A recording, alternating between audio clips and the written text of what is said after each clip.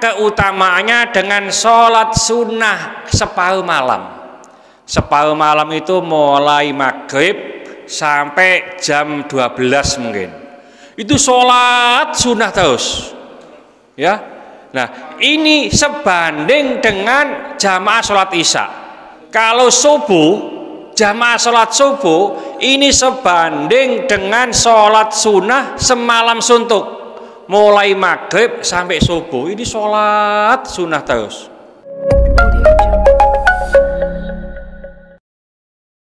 Assalamualaikum warahmatullahi wabarakatuh. Ya monggo.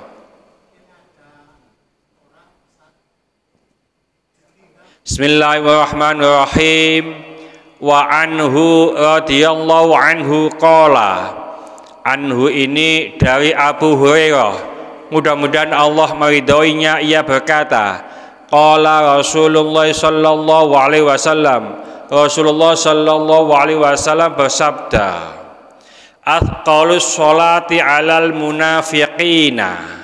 Salat yang paling berat bagi orang-orang munafik adalah sholatul isya'i wa sholatul fajri, yaitu sholat isya dan sholat subuh. Maksudnya sholat isya secara berjamaah dan sholat subuh secara berjamaah. Walau ya'lamuna ma fihima, sekiranya mereka mengerti keutamaan, keistimewaan, pahala di dua sholat itu, la atauhuma, niscaya mereka akan mendatangi kedua sholat itu, walau habwan, meskipun dengan cara ngesot. Ya, cara nggak ngesot ngono Pak ya, merangkak. Ya, ini muttafaqun alaih Bukhari Muslim. Jadi orang munafik itu orang Islam, tapi keislamannya ini perlu dipertanyakan.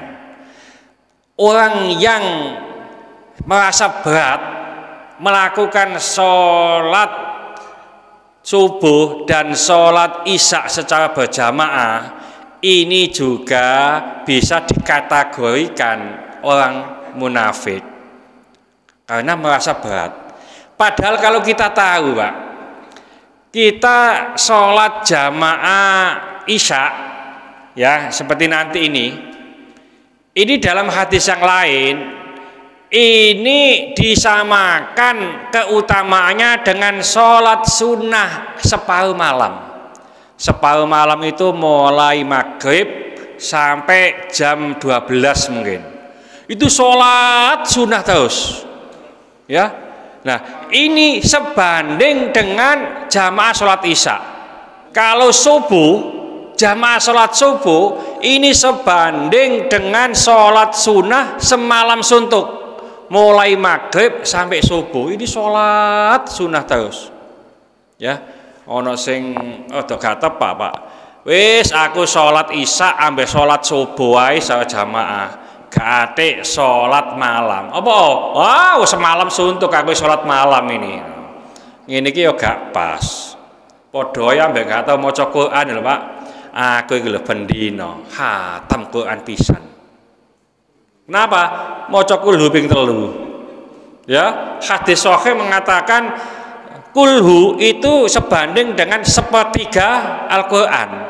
Nah nek maca ping 3 sama dengan khatam Al-Quran. Ya, nah ini orang yang nggak pas, ya. Jadi oleh karena itu, mari kita upayakan sholat jamaah. Kalau ini, ya hadis ini utamanya sholat jamaah isya sama sholat jamaah subuh. Sampai Rasul mengatakan seandainya kita tahu keutamaannya, merangkak pun kita akan mendatangi. Ya, jadi kalau enggak ada kesibukan yang sangat berarti atau sakit, maka kita utamakan ya. Alhamdulillah pada kajian setelah sholat maghrib itu insya Allah sholat isya-nya itu secara jamaah, insya Allah ya. Jarang Pak ya, setelah kita melakukan kajian ini terus mulai. Jarang begitu. Ya. Jadi sering saya sampaikan kalau kajian setelah maghrib itu minimal kita mendapatkan 3, Pak. Minimal. Ya, itu sudah pasti. Pertama, kajian setelah maghrib itu kita duduk di masjid, itu namanya apa? Berdiam di masjid itu, Pak. Itikaf. Itu sudah dapat pahala itikaf. Yang kedua, dapat pahala kajian. Ya, ini kajian ini dapat pahala. Yang ketiga, kita menunggu sholat isya. Nah, menunggu sholat isya itu dalam hadis dijelaskan bahwa orang yang menunggu sholat adalah seperti orang yang sholat sunnah terus menerus. Jadi tadi setelah maghrib sampai isya nanti kita ini dihukumi Allah seperti sholat sunnah. Ya, di dalam hadis yang lain orang yang menunggu sholat, ya kita kan juga menunggu sholat isya nanti. Ini didoakan oleh malaikat, ya selama ia tidak berhadas. Nah kalau bapak berhadas bisa wudhu. Nah ini selama ini kita didoakan oleh para malaikat. Dan dungane malaikat, insya Allah pasti dikabulkan oleh Allah. Ya, nah belum nanti kita sholat isya sama dengan apa? Sholat sunnah separuh malam. Ya, jadi pahalanya sangat besar. Alhamdulillah kita kegiatannya setelah maghrib. Ya, mudah-mudahan sedikit ini dibarengi hidayah dari Allah Subhanahu Wa Taala.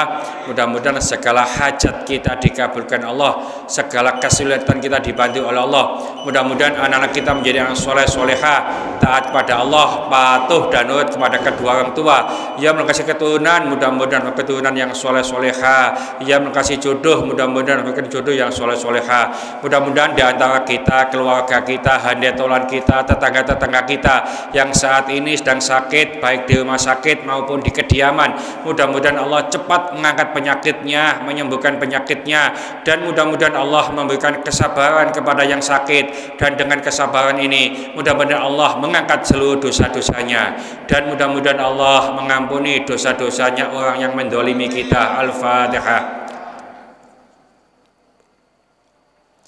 Bismillahirrahmanirrahim. Al-'asri innal insana lafi khusrin illa alladziina aamanu wa 'amilus sholihati wa tawassaw bil haqqi wa tawassaw bis sabr. Subhanaka wa bihamdika asyhadu an la ilaha illa anta astaghfiruka wa atubu ilaik. Assalamualaikum warahmatullahi wabarakatuh.